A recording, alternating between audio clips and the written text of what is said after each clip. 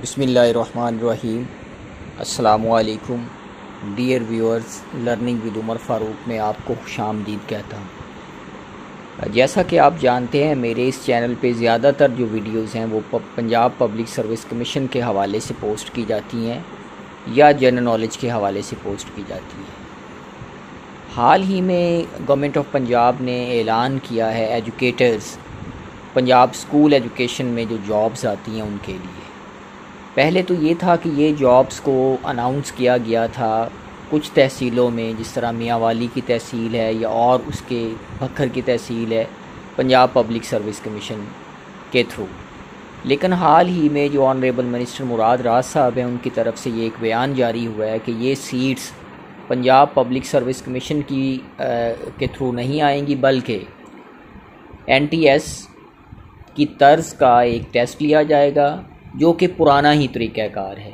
तो आज के वीडियो में हम बात करेंगे कि NTS या उस तरह के तरीक़ाकार के तहत अगर ये सीट्स आती हैं तो किस तरह से आएंगी। वीडियो में आगे बढ़ने से पहले आपसे ये रिक्वेस्ट करूँगा कि अगर आप चैनल पर नए हैं तो ज़रूर सब्सक्राइब करें, वीडियो पसंद आए लाइक करें, शेयर करें, चैनल पर नए हैं तो ज़रूर सब्सक्राइब करें। आज की वीडियो में हम ये बात करेंगे कि अगर ये सीट्स NTS के ज़रिए से आती हैं तो किस तरह से इसका सिलेबस होगा और एज कितनी होगी, स्केल क्या होगा, ये सारी बातों को हम कवर करेंगे। पॉलिसी अभी नहीं आई, पॉलिसी में थोड़ा बहुत फ़र्क हो सकता है जब पॉलिसी को शाया किया जाएगा, एक बात। और दूसरी ये बात कि ये सीट्स हो सकता है कुछ थोड़ी सी डिले हो जाए। उसकी वजह यह है कि कई इलाकों में सैलाबी सूरत हाल है मुल्क के अंदर, जिस वजह से हो सकता है कि ये सीट्स डिले हो जाएं। एक और भी बात सुनने में सामने आ रही है कि ये सीट्स जो है वो फेज़ेस वाइज आएँ, यानी 3 फेज़ेस के अंदर आएँ, जो 16,000 एजुकेटर्स की जॉब्स हैं। तो आज की वीडियो में हम बात करेंगे कि इन सीट्स में क्वालिफ़िकेशन क्या होगी। अमूमन जो मास्टर डिग्री है स्कूल सब्जेक्ट के अंदर वो क्वालिफ़िकेशन रखी जाती है, और साथ में जो प्रोफेशनल क्वालिफ़िकेशन है, जिस तरह से B.Ed है, M.Ed है या B.Sed और M.Ed जो है, वो इसमें प्रोफेशनल क्वालिफ़िकेशन को रखा जाता है। इसमें जो पोस्टिंग होती है वो सेपरेट पोस्टिंग होगी, यानी मेल जो लोग हैं वो मेल वाले स्कूलों में अप्लाई करेंगे और जो फ़ीमेल हैं वो फ़ीमेल स्कूलों में अप्लाई करेंगी। इसी तरह जो ट्रांसजेंडर हैं उनको भी इजाज़त दी गई है कि वो इन जॉब्स के ऊपर अप्लाई करें। एज की अगर हम बात करें तो इसमें मेल कैंडिडेट की अगर हम बात करें तो इसमें 20 से लेके 30 साल तक एज रखी जाती है। 5 साल जनरल रिलैक्सेशन मिलती है। तो आखिरी जो कट एज है वो 35 ईयर्स मेल के लिए होती है, और जो आखिरी कट एज है फ़ीमेल्स के लिए वो 38 ईयर्स होती है। 3 ईयर्स जो उनको एज रिलैक्सेशन मज़ीद दी गई है वुमेन एम्पावरमेंट एक्ट के ज़रिए से। अब हम बात करते हैं कि ये जो सीट्स हैं AEOs जो हैं वो असिस्टेंट एजुकेशन ऑफिसर्स हैं। SSE से मुराद सेकेंडरी स्कूल एजुकेटर है जो 16 स्केल में होता है। SCSE से मुराद है secondary senior elementary school educator, और ESE से मुराद ये है एलिमेंट्री स्कूल एजुकेटर। SCSE की पोस्ट BS 15 में अब होती है, और ESE की जो पोस्ट है वो 14 स्केल में होती है। एक और बात भी आप अपने जहन में रखें, अभी वो बात क्लियर होगी कि जब पॉलिसी हमारे सामने आएगी तो। लेकिन ये भी हो सकता है कि जो 16 स्केल की पोस्ट हैं वो वाया पब्लिक सर्विस कमीशन आएँ, और जो नॉन गज़टेड पोस्ट हैं वो वाया NTS टाइप किसी भी ऑर्गेनाइजेशन के टेस्ट के थ्रू आएँ। अब अगर हम पिछली पॉलिसी को मद्देनज़र रखें तो उसके मुताबिक जो सिलेबस था AEOs के लिए और SSE के लिए और SCSE के लिए या ESE वो क्या था, उसको हम डिस्कस करते हैं। तो सबसे पहले देखते हैं कि जो सिलेबस था ESE की सीट के लिए। ESE की सीट्स की 2 कैटेगरीज़ होती हैं, एक साइंस के लिए होती है और एक आर्ट्स के लिए होती है। अगर हम आर्ट्स की बात करें तो इसमें जो सिलेबस ब्रेकअप था वो इस्लामियात के 10 मार्क्स रखे हुए थे, एलिमेंट्री लेवल तक की जो इस्लामियात है। सोशल स्टडीज़ भी एलिमेंट्री लेवल तक की 10 मार्क्स की थी। उर्दू जो है एलिमेंट्री लेवल की वो 30 मार्क्स की थी। अंग्रेज़ी जो है वो भी 30 मार्क्स की थी। कंप्यूटर साइंस, जिसमें बुनियादी कंप्यूटर साइंस MS ऑफिस है या इंटरनेट का जो नॉलेज है वो 10 नंबर का रखा गया था। करंट अफेयर की बात करें वो 10 नंबर का था। तो कुल मिला के 100 मार्क्स का ये टेस्ट था। इसी तरह अगर हम बात करें ESC साइंस की पोस्ट की, तो इसमें साइंस और मैथ एलिमेंट्री लेवल तक 60 नंबरों का पोर्शन था। इस्लामिक स्टडीज़ की अगर हम बात करें और सोशल स्टडीज़ की तो 10 मार्क्स का था।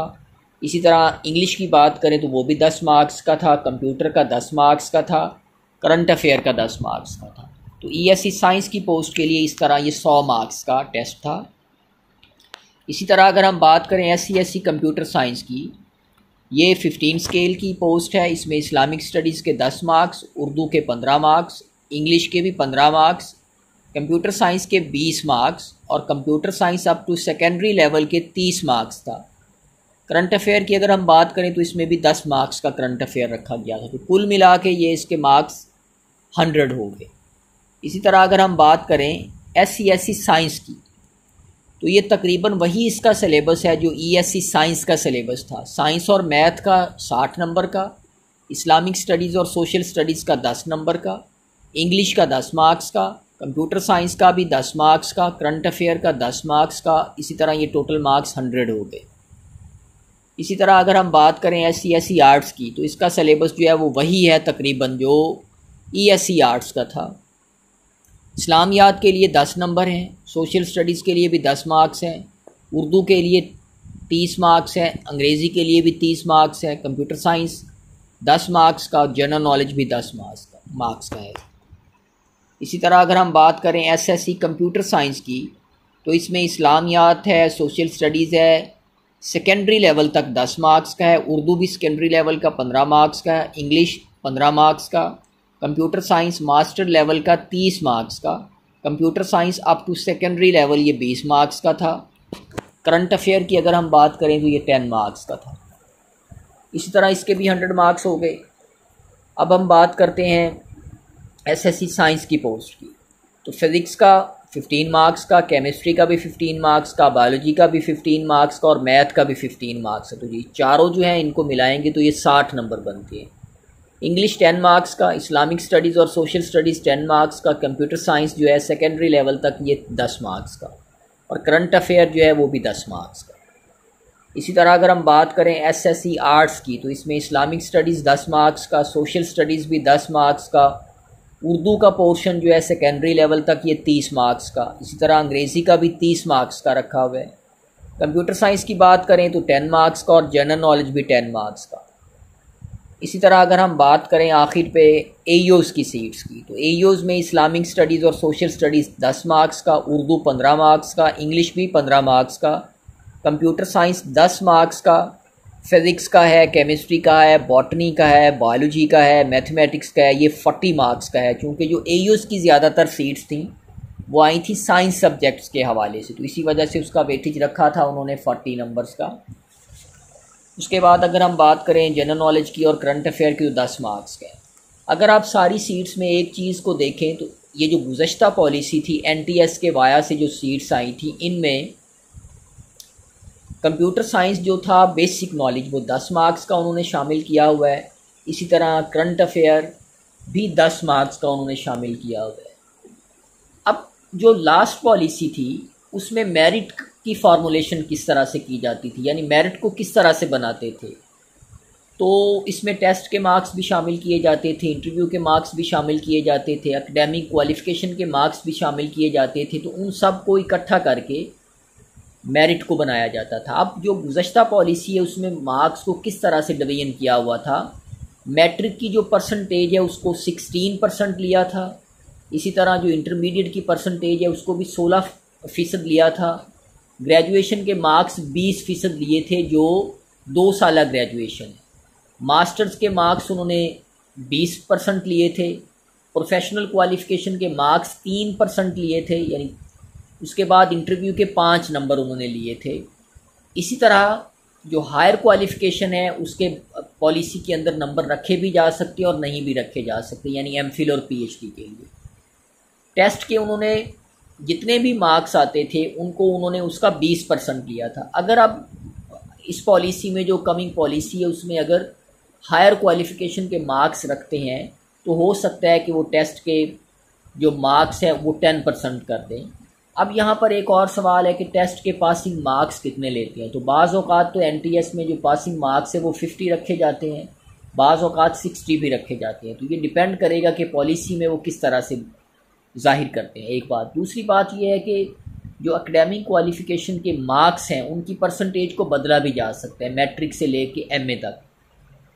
लास्टली जो जिनका BS होता है, 4 साल की डिग्री होती है, तो अगर वो ग्रेजुएशन 2 साल के 20 मार्क्स रखते हैं और मास्टर डिग्री 2 साल के भी 20 मार्क्स रखते हैं, तो जिन लोगों ने ग्रेजुएशन किया होगा 4 साल का, उनके 40% मार्क्स को शामिल करके वो मेरिट को बनाया जाएगा। इसके बाद इंटरव्यू के 5 नंबर होते हैं। तो ये अक्सर डिस्ट्रिक्ट्स के अंदर ये पॉलिसी को अपनाया जाता है कि जितने उनके परसेंटेज एकेडमिक के होते हैं, अगर उनका टेस्ट पास हो जाता है, जितने उनकी परसेंटेज एकेडमिक की होती है उतनी ही तकरीबन परसेंटेज इंटरव्यू में लगा दी जाती है। मिसाल के तौर पे अगर किसी कैंडिडेट की एकेडमिक परसेंटेज फाइनल जो परसेंटेज है वो 70% निकलती है, तो 5 मार्क्स का 70% वो क्या करेंगे, वो इंटरव्यू में शामिल करते हैं।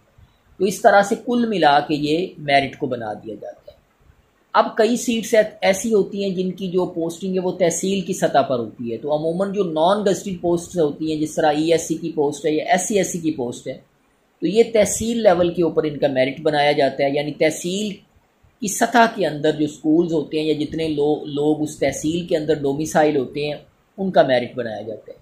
इसी तरह जो गज़टेड पोस्ट्स होती हैं, जिस तरह AO की हैं या SSE की जो पोस्ट हैं जो 16 स्केल की होती हैं, अगर वो वाया NTS टाइप के टेस्ट के ज़रिए आती हैं तो उनका जो मेरिट है वो डिस्ट्रिक्ट लेवल के ऊपर बनाया जाता है।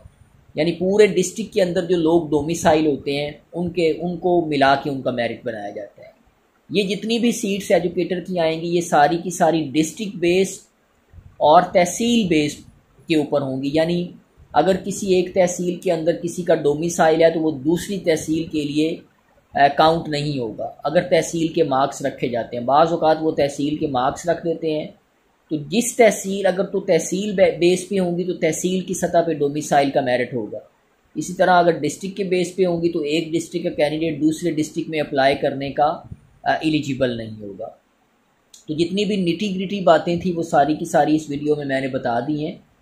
अगर तो ये सीट्स NTS के ज़रिए से आएंगी तो ये उम्मीद की जाती है कि इसी तरह की कोई पॉलिसी होगी, इससे मिलती जुलती पॉलिसी होगी जिसके तहत इन भर्तियों को किया जाएगा, इस रिक्रूटमेंट को पूरा किया जाएगा। लेकिन अगर ये PPSC के वाया से आती हैं तो PPSC के वाया से भी मेरी एक पूरी वीडियो मौजूद है कि किस तरह से उनको रिक्रूट किया जाएगा। तो आपके जहन में कोई भी सवाल और रेलिवेंट टू डीज पोस्ट तो आप मुझसे पूछ सकते हैं। वीडियो पसंद आए लाइक करें, शेयर करें, चैनल पर नए हैं तो ज़रूर सब्सक्राइब करें। Thank you very much.